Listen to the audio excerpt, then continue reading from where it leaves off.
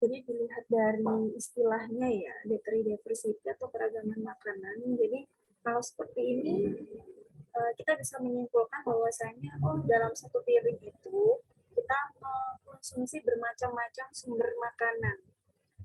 Jadi kita belajarnya juga dari atau mengacunya juga dari gizi seimbang gitu ya. Jadi di situ berapa porsi untuk karbohidratnya atau dia makanan pokoknya, berapa porsi untuk buah-buahan, sayuran, terus apa lagi? Cairannya, airnya, terus apa yang dilimitasi gitu ya. Nah, di sini jadi penilaian ini adalah dilakukan secara kualitatif. Jadi untuk melihat akses rumah tangga dan juga individu terkait kecukupan asupan zat gizinya. Jadi dietary diversity ini dia bisa melihat keragaman pangan, makanan untuk tingkat individu maupun tingkat rumah tangga. Gitu ya. Jadi kalau secara definisi ini merupakan jumlah pangan atau kelompok pangan yang berbeda yang dikonsumsi individu dalam jangka waktu yang lama. Jadi mengapa di sini disebutnya kualitatif? Keragaman pangan di sini dia tuh mempengaruhi kecukupan zat gizinya. Jadi seberapa beragamnya, semakin banyak ragam makanan yang ada di piring ini, tentu dia akan semakin banyak zat gizi yang akan kita konsumsi. Nah, di sini jadi dia menggambarkan kualitas diet individu maupun secara household ataupun rumah tangga. Jadi ini kualitas dietnya ini bagus atau enggak. Jadi kalau semakin dia nggak beragam, tentu dia kualitas dietnya tidak baik. Nah, ini berbanding terbalik ya. Jadi kalau keragaman makanan dalam satu piringnya dia semakin beragam, tentu dia kualitas dietnya itu semakin bagus. Ini dia makanan yang beragam tadi ya. Jadi ada dari sumber pokoknya, lauknya, hewani maupun nabati, terus dia apa namanya, susu olahan, daging-dagingan, kayak gitu. Nah ini juga kalau dilakukan oleh orang yang diet, tentu dia orang yang diet di sini maksudnya diet yang ini ya, diet vegan. Kalau vegan itu kan ada beberapa ya, ada lacto vegan, ada ovo vegan, ovo vegetarian. Jadi kalau orang yang dia memang dietnya vegan, tidak sama sekali mengonsumsi sumber hewani, nah ini keragamannya juga sangat kurang. Tentu nanti kualitas dietnya juga kurang, karena memang ada beberapa zat gizi yang tidak bisa dikonsumsi. Ataupun sebenarnya bisa dikonsumsi protein. Nah, protein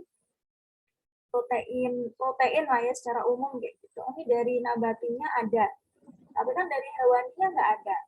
Nah, kita tahu bahwasanya penyerapan ini zat besi, nah, itu dia lebih bagusnya atau lebih banyak itu dari protein hewani. Jadi biodiversitasnya itu lebih bagus protein hewani. Jadi ya dalam satu piring ada protein, tapi memang dia sangat sedikit karena dia berasal dari protein nabati, gitu ya. Nah, mengonsumsi makanan perlu diperhatikan jumlah dan jenisnya. Jadi tidak hanya keragaman pangan itu dia tidak hanya jenisnya saja, tapi dia jumlahnya sesuai nggak sama kebutuhan kita. Teman-teman kan sudah belajar ya bagaimana cara menghitung kalori, makronutriennya seberapa, gitu ya. Mikronutriennya bisa pakai acuan di AKG. Nah, keragaman pangan itu dia dipengaruhi oleh faktor internal sama faktor eksternal. Faktor internalnya nih, ini seperti yang hampir ada beberapa ya, faktornya ini berasal dari kerangka konsep masalah gizi ya. Jadi ada pendapatan, pengetahuan terkait gizi, budaya dan religi, serta preferensi. Nah, pendapatan dan pengetahuan tentu kita sudah tahu ya. Jadi kalau pendapatan, kalau dia pendapatan dalam satu keluarga misalkan dia sumbernya cuma satu dari ayah, dan ayahnya itu misalkan untuk pendapatannya itu tidak banyak. Tentunya untuk mendapatkan variasi makanan yang beragam itu dia akan kurang. Karena memang dia pertimbangannya tidak hanya untuk makanan saja, gitu ya. Nah, untuk pengetahuan gizi juga seperti itu. Jadi kalau kita tahu nih bahwasanya oh ini dia bisa ini harus dikonsumsi, tapi dalam jumlah sedikit nih. Oh ini bisa dikonsumsi, tapi dia dalam jumlah yang lumayan banyak. Gitu. Jadi kalau kita punya pengetahuan gizi, bahwasanya seberapa penting sih kita harus mengonsumsi makanan beragam, nah, itu akan mempengaruhi kualitas diet kita sehari-hari.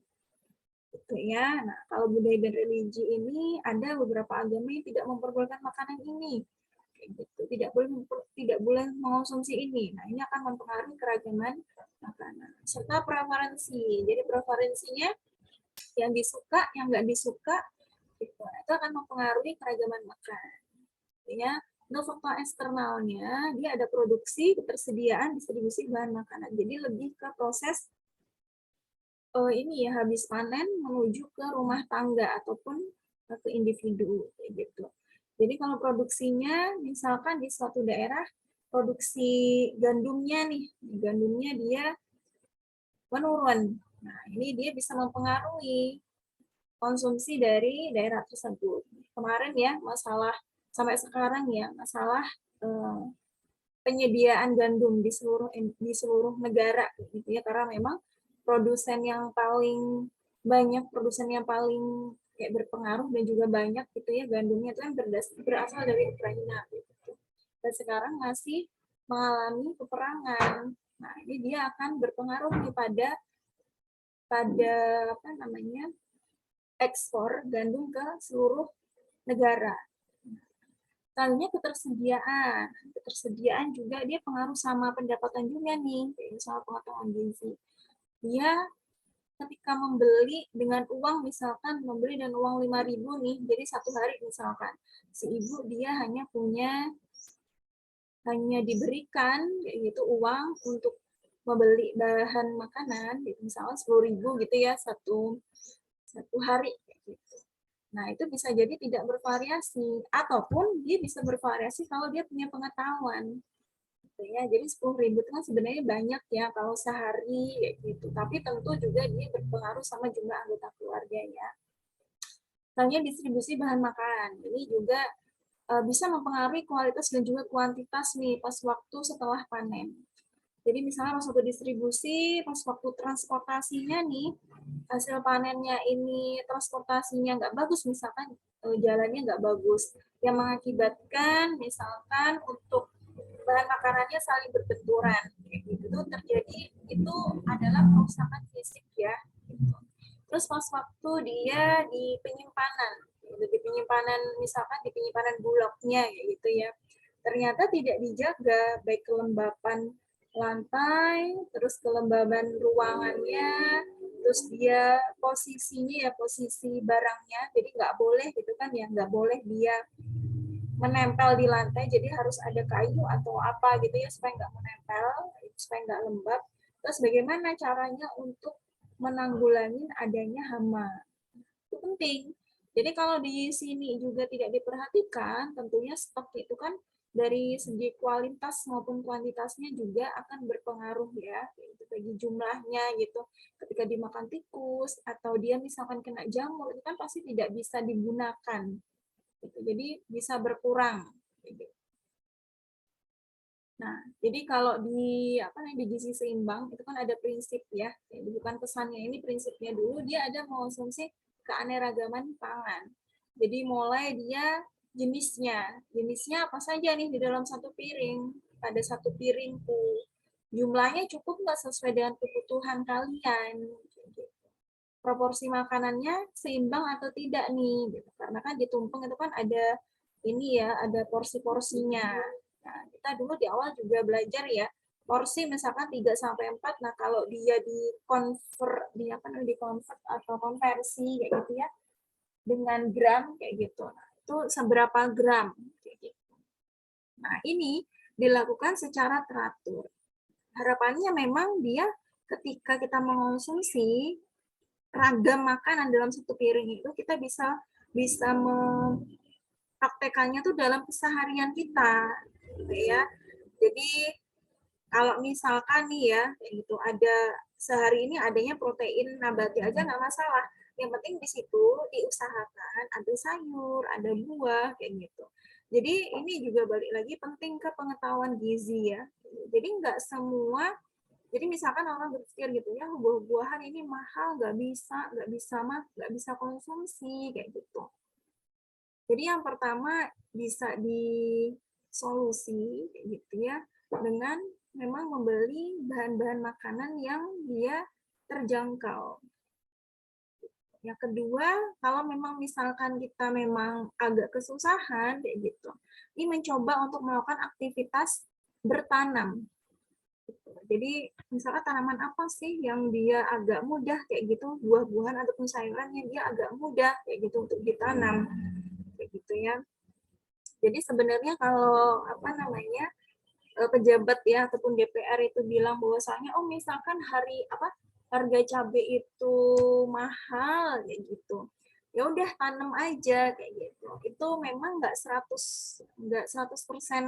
salah ya kayak gitu, karena memang kita bisa mengupayakan untuk menanam sendiri kalau memang ada lahan, ataupun kita bisa pakai yang apa sih namanya yang plastik untuk tanam kayak gitu ya. Tapi juga salahnya itu kan memang kalau di negara kayak gitu ya, ketahanan pangan itu kan perlu dijaga. Ketahanan pangan perlu dijaga, yang dia dijaganya itu bisa atau berasal dari harganya. Nah, biasanya kalau 1 tahun kayak gitu kan ada ini ya, pasti ada beberapa season kayak gitu, ada beberapa musim seperti dia musim apa namanya hari besar, terus dia tahun baru, pasti situ harga-harganya akan naik. Nah, ini pasti pemerintah sudah tahu harusnya dan juga sudah memprediksi. Nah, supaya harga-harga itu terjangkau dan ada di pasar, nah, perlu memang dipertimbangkan untuk stoknya. Itu yang memang jauh-jauh hari. Jadi memang nggak 100% salah, tapi juga ada baiknya itu solusinya tidak hanya itu, gitu ya. Nah, ini tidak berlebihan ya, sama dengan jumlah yang cukup ya. Jadi, kalau protein juga ya, protein hewani misalkan, nah, itu juga tidak boleh berlebihan. Gitu, karena dia juga berhubungan sama lemak ya, lemak jenuhnya. Gitu.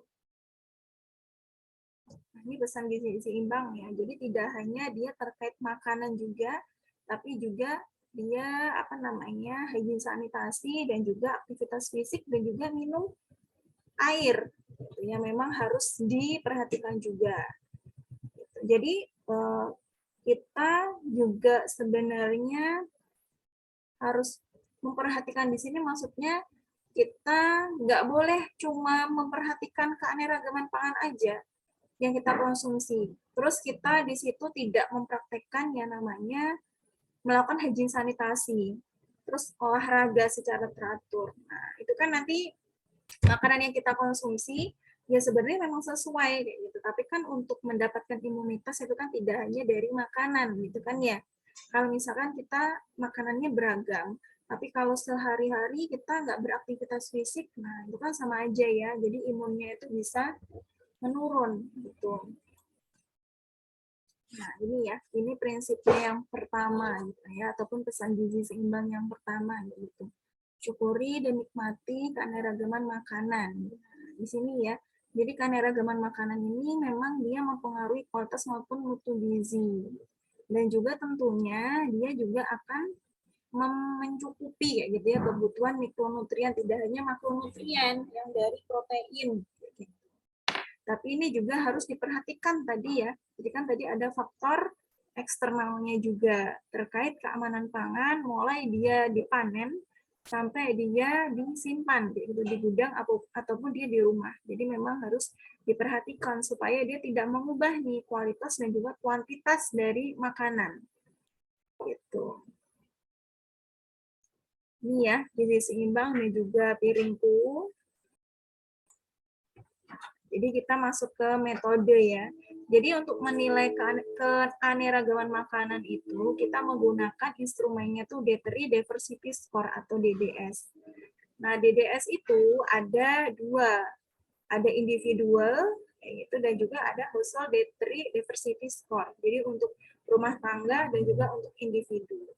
Nah, data IDDS ini dapat dari 24-hour recall dan juga household ini ya, ini bisa pakai household 24-hour recall. Kayak gitu. Jadi kita pakai 24 hour recall, kita tanya biasa kayak gitu ya, ketika kita tanya 24 hour recall, jadi makanan yang kemarin kayak gitu, terus kita lihat nih apa saja dari beberapa makanan ya, nanti ada pembagian ya DDS-nya itu yang dikonsumsi oleh individu ini atau yang telah dikonsumsi oleh household ini atau rumah tangga. Jadi kuesioner DDS itu tadi ada dua, ada HDDS maupun IDDS. Jadi tulis makanan yang dikonsumsi selama 24 hour recall. Jadi kita interview biasa gitu ya, 24 hour recall itu. Tapi untuk HDDS, household-nya gitu ya. Jadi ini adalah makanan yang dikonsumsi di rumah, baik itu dia dibeli ataupun dia diberi kayak gitu ya, misalkan ya diberi. Nah, itu dia dikonsumsinya di rumah. Jadi bukan dimakan di luar. Jadi misalnya kita makan di luar dihitung tuh enggak. Jadi adalah makan makanan yang dia tuh dibeli atau dikasih tapi dia dikonsumsi di rumah. Batasannya seperti itu ya. Nah, ini kuesioner DDS-nya. Jadi ada 16 makanan tapi nanti ini akan dipersempit atau akan ringkas lagi ya. Jadi ini ada sereal, ini ya ada tubir, jadi ada kayak kentang-kentangan kayak gitu, ketela juga ya. Nah, ini dia ada sayur-sayuran. Nanti kalau sayur-sayuran ini biasanya dia dikelompokin ya, 3, 4, 5 dikelompokkan. Terus ini ada buah-buahan, ada daging dalam ya, apa sih namanya? Jeroan kayak gitu ya. Ada daging-dagingan, telur, sampai dia ke kondimen kayak gitu ya, saus kayak gitu, coffee, tea kayak gitu, yang dia kondimen ya maksudnya ya. Nah, ini di sini teman-teman nanti bisa melihat dia nanti masuknya apa dari contohnya ini ya. Oh, ini masuknya sereal. Oh, ini masuknya vegetable kayak gitu. Ini masuknya ke organic kayak gitu. Tapi di sini nanti dia dikelompokin lagi food group DDS-nya. Jadi kalau ini dia HDDS ya, host group-nya itu ada 12 food groups-nya. Kalau individual, jadi ini DDS itu women ya, women diversity score, atau dia individual ya, jadi bisa individual ataupun bisa women. Jadi ini bisa untuk ketika kita interview untuk perempuan, jadi individual, bisa pakai ini. Jadi kalau individual itu 9, kalau yang dia rumah tangga itu 12. Nah, ini nanti ada yang dikelompokin nih. 1 sama 2 dia beda kayak gitu ya. 3, 4, 5 dikelompokin yang vegetable-nya, 6, 7 dikelompokin fruit-nya, 8, 9 meat-nya dikelompokin. Jadi yang dikelompokkan hanya yang vegetable, fruit, sama meat. Sedangkan kalau yang individual, yang 1, 2, yang cereal sama tuber sama roots tadi, nah, itu dikelompokin di versi staple. Itu ya, yang dia sumber makanan, sumber karbohidrat kayak gitu. Yang keempat, dia ada green leafy vegetable. Jadi dia yang sayur-sayuran yang daun hijau kayak gitu. 36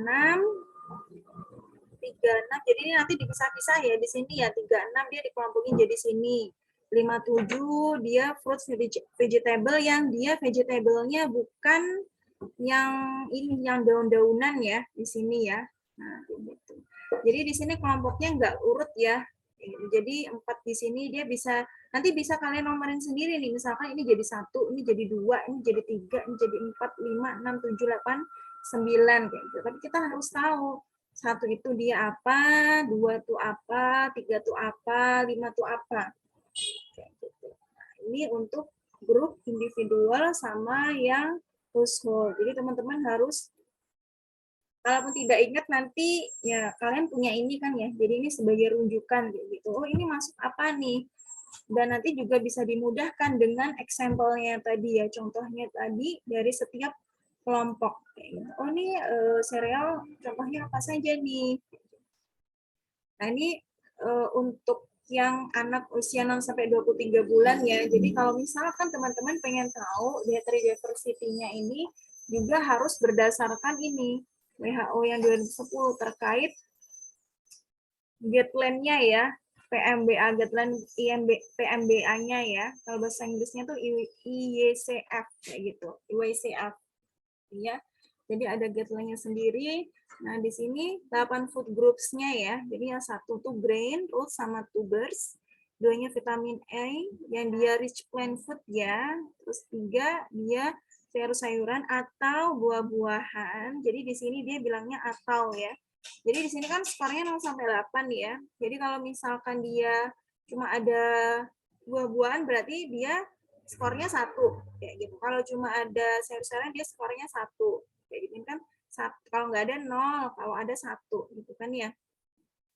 Terus yang keempat, dia daging-dagingan, baik dia daging merah maupun daging putih ya di sini ya. Kalau daging merah itu biasanya mamalia ya, kebanyakan mamalia gitu ya, kayak sapi, kambing kayak gitu. Kalau dia daging putih kayak apa namanya?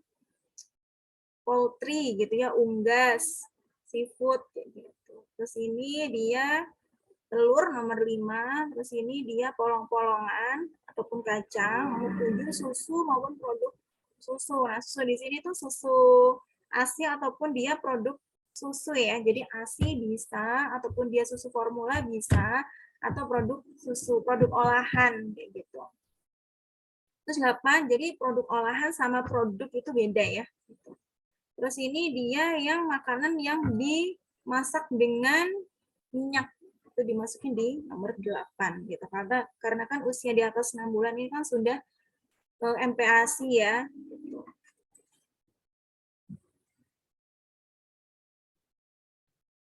Nah, di sini jadi ini perbedaan HDDS dan juga IDDS-nya. Jadi tadi di awal juga HDDS itu dia makanannya itu nggak boleh yang bicara tuh makanan yang dimakan di luar. Jadi memang adalah makanan yang dikonsumsi di dalam, baik itu dibeli ataupun dikasih, tapi tetap dia dikonsumsinya itu di dalam rumah. Gitu. Jadi ini pertama ya tentang toolsnya. Jadi ini sama-sama menggunakan 24 hour recall yang individual, pakai yang individual ya 24 hour recall-nya, yang dia household. Nah ini pakai yang apa namanya 24 hour recall untuk rumah tangga kayak gitu. Nah ini tujuannya ini untuk mengetahui akses ekonomi ke makanan itu bagaimana. Kayak gitu. Sedangkan kalau untuk individual itu untuk mengetahui kualitas dietnya. Gitu. Ataupun misalkan kalau untuk yang spesifik gitu ya, untuk individual yang spesifik ataupun untuk yang women, perempuan, itu bisa mengetahui gimana adekuasinya atau dia konsumsi mikronutriennya tuh adekuat atau enggak, berkecukupan atau enggak. Kayak gitu. Nah, ini untuk respondennya. Jadi kalau yang household ini ya, ini karena pakai 24 hour recall jadi lebih mudah ya kita membayangkannya kayak gitu. Kalau untuk 24 hour recall berarti yang ditanyakan, yang kita tanyain adalah orang yang memang bertanggung jawab ketika memasak kemarin gitu ya, karena memang selalu presisi gitu ya kalau 24 hour recall kayak gitu. Kalau yang individual, jadi individual biasa, dia usia produktif 15 sampai 49 tahun kayak gitu. Tapi memang dia usia produktif itu kan beda-beda ya, antara misalkan BPS ataupun WHO itu beda-beda. Jadi nanti teman-teman terserah mau pakai cut off umurnya atau range umurnya tuh gimana. Nah ini juga dia selain individual adalah women age-nya yang gini, yang produktif. Target interest-nya ini dia respondennya atau individunya. Kalau ini target interest-nya itu adalah yang memang semua individu yang memang dia masaknya itu satu apa sih kayak satu dapur kayak gitu. Jadi kalau misalkan satu rumah itu dia ada 2 keluarga misalkan ya, masaknya beda, berarti yang dilihat itu yang memang masaknya tuh jadi satu kayak gitu, nggak beda yang tadi. Itu kan soalnya kan ada ya satu rumah itu masaknya beda gitu ya. Oh ini ada 2 keluarga masaknya tuh beda, masaknya dalam dapur yang berbeda. Jadi di sini dia dapurnya tuh sama. Nah ini ya dia makanan yang masuk maupun makanan yang nggak masuk ketika kita masukin kayak gitu untuk menilai DDS-nya. Kalau ini tadi ya yang masuk itu yang disiapkan kayak gitu ya di rumah, yang dia dibeli ataupun dikasih di luar rumah tapi dia dikonsumsi di dalam rumah gitu. Terus yang tidak termasuk berarti tadi yang dia dikonsumsi di luar, yang dia hangout, terus dia konsumsi itu dia nggak boleh dicatat di 24 hour recall. Kalau yang individual itu semuanya. Jadi entah itu dikonsumsi di rumah, entah itu dikonsumsi di di luar, karena dia tuh tidak tergantung di sini, tidak tergantung terhadap siapa yang mempersiapkan. Tadi untuk grup tadi yang untuk rumah tangga HDDS ini dia ada 12 grup, untuk WDDS atau individual, nah ini ada 9 grup. Nah, ini di sini pertimbangan ya. Pertimbangan tambahan di kuesioner DDS. Jadi teman-teman bisa menanyakan di pertanyaan yang bawahnya gitu. Kalau memang dia tidak termasuk ke dalam makanan tidak masuk ke 24 hour recall. Yang pertama reference period. Jadi ini bisa menggunakan 24 hour recall one day untuk menilai diet pada populasi dan memudahkan monitoring progres ataupun target intervensi. Jadi yang mudah dilakukan. Terus dia yang eating outside the home. Jadi di sini juga harus ditanyakan ya gitu ya, kira-kira kalau yang individual kayak gitu ya, apa saja nih makanan yang dikonsumsi di luar gitu kan, namanya juga ketika kita menanyakan konsumsi kayak gitu ya, previous day gitu, pasti kan agak susah gitu ya mengingat. Jadi kalau yang untuk hari dia juga seperti itu, jadi dia dibeli nggak sih di yang tetap dipastikan kayak gitu, ini adalah yang dikonsumsi di rumah walaupun dia dibeli di luar.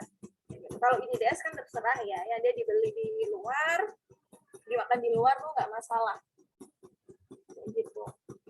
Terus di sini atypical consumption. Jadi ini ketika kita melakukan 24 hour recall, jadi harus dipastikan tidak pada keadaan tertentu. Jadi hari agama, terus dia apalagi pas waktu puasa, pas sakit, ya gitu, sakitnya tuh yang dia nggak makan gitu ya, nggak makan kayak biasanya itu nggak boleh. Kecuali kalau memang dia pas waktu di rumah sakit, ya itu kan makanan rumah sakit. Tapi kalau pas waktu dia puasa, maksudnya puasa biasanya kan kalau sebelum operasi itu kan harus puasa ya, gitu. Nah, tidak diperbolehkan untuk menanyakan makanannya yang kemarin pas waktu puasa. Jadi memang harus pas nggak puasa, gitu ya. Terus di sini primary source of food procurement. Jadi untuk mengetahui sumber utama dari pengadaan makan. Jadi pertanyaan ini bisa ditambahkan nih, misalkan dia kayak makanan yang ditanam kayak gitu, ataupun misalkan nih kalian nyebutin nih beberapa, ini adalah sumber karbohidrat, di sini adalah dia tuh di sini adalah biasanya tuh dibeli ataupun dia dikasih atau dia ditanam gitu. Jadi bisa menanyakan itu ya. Nah, seperti ini ya. Jadi primary source-nya tuh seperti ini. Jadi ini ada pilih-pilihannya. Dulu pas waktu saya tesis kayak gitu ya, itu tanya seperti ini juga. Kayak gitu. Jadi makanannya itu di sini tuh memang dibeli ataupun dia pinjem ataupun barter kayak gitu ya. Atau dia merupakan makanan bantuan kayak gitu ya. Mungkin pas waktu ini ya, entah itu bantuan dari pemerintah kayak gitu ataupun memang pas waktu disaster kayak gitu. Jadi harus ditanyakan. Terus selanjutnya consumption or fortified food. Jadi ditanyakan kayak gitu, makan makanan yang mengandung fortifikasi. Jadi makanya kalau menanyakan misalkan makanan kemasan itu kita menanyakan terkait namanya juga. Karena kan di situ pasti ada ini ya, ada tulisannya fortifikasi, penambahannya apa, fortifikasi vitamin A kah, fortifikasi zat besi kah, kayak gitu. Jadi harus ditanyakan. Tuh. Terus selanjutnya nutrient and food biodiversity, jadi keanekaragaman hayati makanan ya, jadi bisa ditambahkan di questionnaire food group. Jadi di sini maksudnya ditambahkan itu pertanyaannya tuh di luar dari yang 24 hour recall tadi ya. Kalau 24 hour recall kan cuma tabel gitu ya. Jadi ditambahkan kayak ini. Jadi sumber-sumber yang dia sayur yang hijau, sayur daun yang hijau itu dia asalnya dari apa nih? Jadi tanyakan dia. Jadi pertanyaannya tuh pertanyaan di bawahnya dari 24 hour recall. Terus di sini waktunya kapan nih untuk menilai DDS? Jadi kita ini tuh berdasarkan tujuan kita. Jadi kita harus melihat tujuan kita nih. Tujuan kita untuk melihat kebiasaan atau kualitas makanan, atau kita untuk melihat keamanan kayak gitu, atau melihat kerawanan. Nah, ini harus disesuaikan dengan keadaan. Jadi ini dia dibagi daerah yang awalnya nih ya, dibagi dengan daerah yang memang dia daerah yang tipenya daerah ini ya, apa sih namanya, agriculture. Jadi di situ daerah pertanian ya maupun peternakan. Jadi agriculture ini kan tidak hanya pertanian ya. Jadi dia peternakan juga masuk ke pertanian. Kalau di sini dia non agriculture. Jadi ini lebih ke daerah perkotaan kayak gitu ya. Nah, kalau yang ini, kalau dia tujuannya untuk menilai typical diet, jadi karakteristik dietnya, baik dia household maupun individu. Jadi kalau di rural, di desa, kayak gitu ya, dia agriculture base, kayak gitu. Jadi kita menanyakan terifol recall-nya itu pas waktu 4-5 bulan setelah dia panen. Jadi untuk mengetahui nih, karakteristik dietnya itu seperti apa. Jadi 4-5 bulan setelah panen ya. Nah, kalau ini yang non agriculture itu dia kapan saja. Jadi kalau misalkan dia musimnya itu nggak menjadi isu kayak gitu ya. Misalkan dia daerah ini, kalau sekarang kan karena global warming ya gitu. Jadi musim nggak beraturan kayak gitu. Jadi di sini maksudnya benar-benar kayak panceklik kayak gitu ya. Memang benar-benar nggak ada. Kalau sekarang kan walaupun nggak ada, sebenarnya masih ada, tapi harganya itu kan dia melambung tinggi ya. Gitu. Nah, kalau ini misalkan tujuannya untuk melihat food security, keamanan pangan ya di daerah agriculture base. Nah, ini dia pas waktu menilainya, pas waktu kita interviewnya tuh pas waktu dia benar-benar ada kerawanan pangan nih yang besar. Jadi misalkan dia ada natural disaster, ada banjir kayak gitu ya, ataupun ada tanah longsor kayak gitu. Nah, itu kita tanyakan pas waktu itu. Kalau yang ini dia security untuk yang non agriculture ya. Kalau ini dia apa nih? Dia kapan saja ya kayak gitu. Jadi memang dia kayak possible gitu yang memungkinkan dia ditanyakan. Ini juga biasanya juga bisa untuk pas waktu ada bencana juga bisa. Gitu. Bencananya entah itu dia natural disaster ataupun dia karena misalnya kayak pandemi kayak gini ya. Nah, itu bisa ditanyakan pas waktu itu. Gitu. Terus ini yang terakhir itu untuk monitoring food security. Jadi tujuan untuk monitoring keamanan makanannya itu ya. Baik dia, ini lebih ke agriculture intervention ya. Gitu. Itu kayak diversification-nya ataupun dia pas waktu panennya. Jadi ini mengulangi lagi pengukuran penilaian tadi kayak gitu. Jadi untuk menilai pas waktu dia di tahun yang sama. Di tahun yang sama. Jadi misalkan ini yang terjadi disaster kayak gitu ya. Jadi mungkin pas waktu setelahnya. Jadi dia beda musim nih kayak gitu, beda musim. Jadi ini untuk mencegah beda musim kayak gitu. Jadi dia di waktu yang sama, yang di baseline-nya ini ya, baseline yang ini kayak gitu. Tapi agak jauhan gitu, enggak misalkan dia natural disaster-nya masih ada nih di situ kayak gitu. Terus kita repeat lagi ataupun kita monitoring lagi itu enggak. Jadi misalkan 1,5 bulan atau 2 bulan kayak gitu setelah adanya natural disaster. Itu disesuaikan sama tujuannya ya. Nah, scoring HDDS household ini, jadi kita bisa membuat variabel grup makanan baru. Jadi kan tadi kan ini ya, 1-9 tadi masih di 1-12 ya, untuk household itu masih di kotak-kotakinnya nggak 1, 2, 3 kayak gitu ya. Masih 1, 2, terus 3, 4, 5 kayak gitu ya. Jadi kita bisa buat makanan baru nih. 1 sereal, 2 itu dia white fruits kayak gitu. 3-nya apa kayak gitu ya. Nah, untuk scoringnya, gitu. Jadi misalkan di sini ya, scoringnya di sini ini yang ini individual ya, ini individual ya. Karena untuk household tadi kan dipisah ya, cereal sama wheat roots tadi dipisah ya, gitu. Ini yang individual. Jadi skornya itu, misalkan dia ada cereal nih, yang wheat roots sama tubersnya itu dia nggak ada. Itu kalau dia sudah ada berarti skornya 1. Kebalikannya juga, dia nggak ada serealnya, tapi dia ada ini, wheat roots sama tubersnya. Jadi dia nilainya tetap 1. 0 itu kalau dia dua-duanya tuh nggak ada. Itu ya. Jadi kan tadi kan ada pengelompokan ya. Jadi kayak gitu. Jadi misalkan ini salah satunya ada, berarti dia ada scoringnya nih.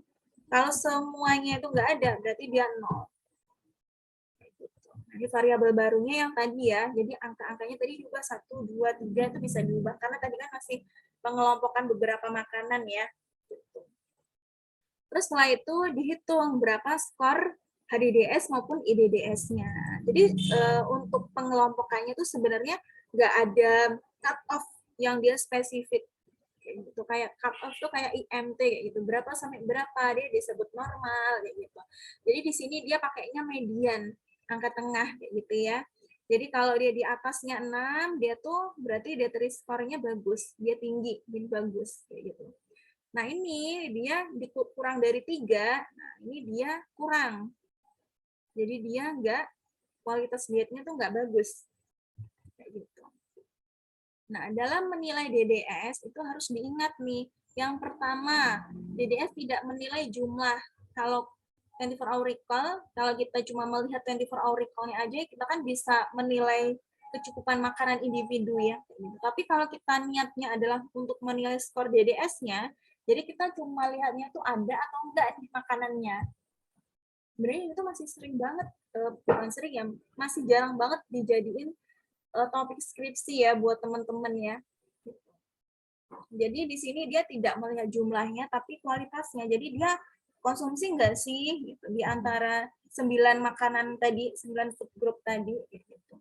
Terus yang selanjutnya, makanan bervariasi antar musim dan makanan dapat tersedia dalam jumlah yang banyak dan dengan biaya murah dalam waktu tertentu atau terbatas.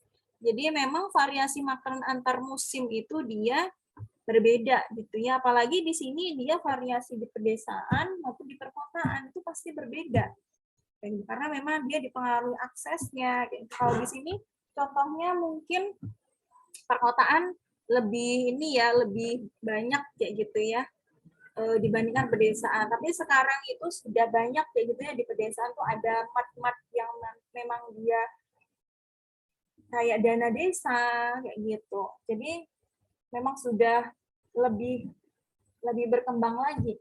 Apalagi kalau misalkan kita belanja gitu ya pakai Shopee ataupun pakai online store lah ya kayak gitu. Itu lebih bervariasi lagi kayak gitu. Jadi memang kalau di desa itu kekurangan aksesnya itu karena bisa jadi teknologi ataupun mungkin karena gagal panen kayak gitu ya.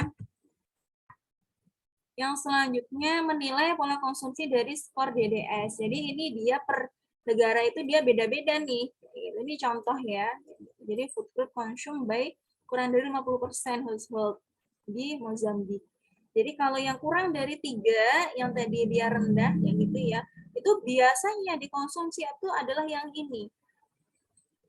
Yang ini. Kalau dia yang sedang ya, yang sedang tadi medium, itu biasanya yang dikonsumsi adalah sereal, yang dia sayur-sayuran, yang dia buah-buahan yang rich vitamin A, kayak gitu, sama yang dia makanan minyak atau diproses dengan minyak kayak gitu. Kalau dia di atas 6, nah ini adalah yang makanan yang biasa dikonsumsi kayak gitu. Nah ini perbedaannya ya, food groups-nya ya. Jadi yang sering dikonsumsi kayak gitu. Oh ini Bangladesh tuh ini yang sering dikonsumsi, Mozambik ini, Filipina tuh yang ini. Jadi ini dia kayak ini mencerminkan lah ya keadaan, salah satunya keadaan kerawanan pangan, variasi makan, kayak gitu, kualitas diet, gitu ya. Yang selanjutnya, jadi kalau ini pengen tahu spesifik food groups. Jadi kita pengen tahu konsumsi vitamin E-nya atau konsumsi iron-nya, besinya, kayak gitu. Jadi kita pengen tahu spesifiknya, kayak gitu ya. Jadi kita bisa tanya yang 24-hour recall itu dan juga ditambahi pertanyaan ini nih.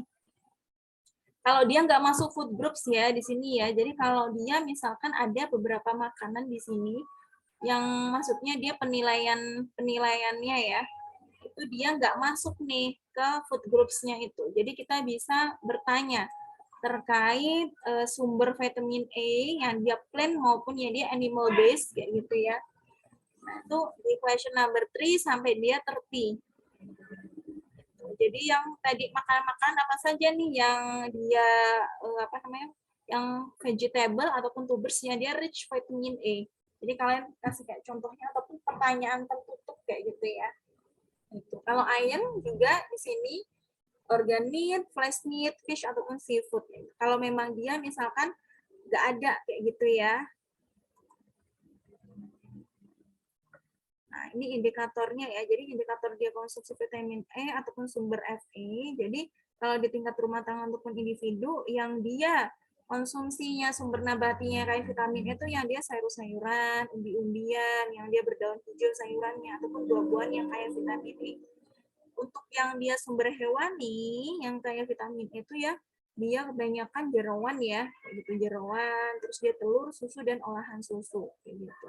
Jadi di sini nanti ada perhitungannya ya, kalau dia skor apa indikatornya bagaimana cara menilai atau indikator dari specific food groups-nya ada penilaiannya. Kalau yang ini yang dia konsumsi sumber Fe itu yang memang dia konsumsi jeroan, ikan dan daging. Nah, ini cara menilainya ya, kayak gitu cara menghitung yang dia konsumsi specific food groups-nya. Jadi ini jumlah rumah tangga atau individu yang konsumsi vitamin A, rich vegetable, dan tubers atau, jadi di sini atau ya dia, berarti kan ini dipisah ya, dipisah yang dia, oh ini yang vitamin A ya, jadi dia di sini tidak ada ini ya, karena di sini plain ya, jadi ini nanti bisa dipisah kayak gitu, plain food yang dia rich vitamin A bersama yang dia konsumsinya yang dia hewani, animal based food kayak gitu ya. Jadi nanti bisa dipisah. Dibagi total number of responden dikalikan 100. Jadi nanti ini bisa lihat nih persentase ataupun penilaian ini tuh berapa nih yang konsumsi vegetable atau plant food gitu ya yang dia kaya akan vitamin E selama 24 jam. Gitu. Nanti kalau misalkan Fe juga seperti ini. Oh, ini Fe-nya makan apa? Sumbernya apa aja nih? Ya itu kan lebih banyak yang animal ya kayak gitu. Jadi di sini yang makan jeroan, yang makan seafood kayak gitu. Itu. Dari sini ada yang mau ditanyakan?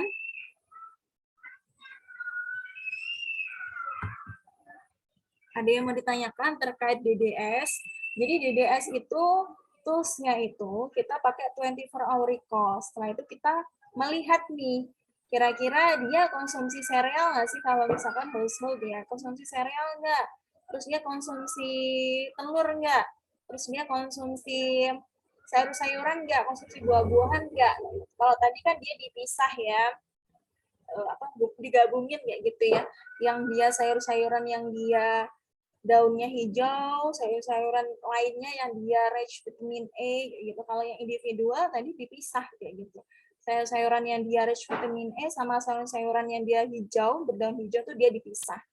Gitu. Jadi ingat, kalian harus tahu kapan menggunakan ini sesuai dengan tujuannya. Oh, ini aku pengen lihat diet quality individualnya maupun household-nya. Jadi pengen tahu tipikal dietnya nih. Berarti nanti untuk yang di agriculture communities sama dia non agriculture, nah ini harus tahu kapan kita menggunakannya. Oh, ini aku pengen lihat kerawanan pangan nih, kayak gitu. Oh, ini harus dilakukannya pas waktu disaster, kayak gitu. Oh, ini aku mau monitoring kerawanan pangan, jadi dilakukan di same year. Jadi pas waktu tahun yang sama, tapi dia waktunya nggak deketan, kayak gitu. Jadi memang, tapi nggak boleh beda musim, kayak gitu. Jadi memang harus sama gitu ya. Jadi harus tahu kayak gitu, dan juga tadi pengelompokannya tuh dikelompokin lagi supaya kalian bisa melihat 1, 2, 3, 4, 5, 6, 7-nya itu yang mana. Karena kan tadi pengelompokannya itu hanya, oh ini 1, 2 sama 3, terus 3, 5 sama 6, kayak gitu, terus dia 3 sama berapa, kayak gitu. Jadi harus dikelompokin lagi. Gitu. Jadi ini dia sifatnya penilaiannya ini adalah kualitatif. Jadi untuk melihat kualitas makanan. Jadi untuk melihat keragaman makanan dari individu maupun household. Gitu.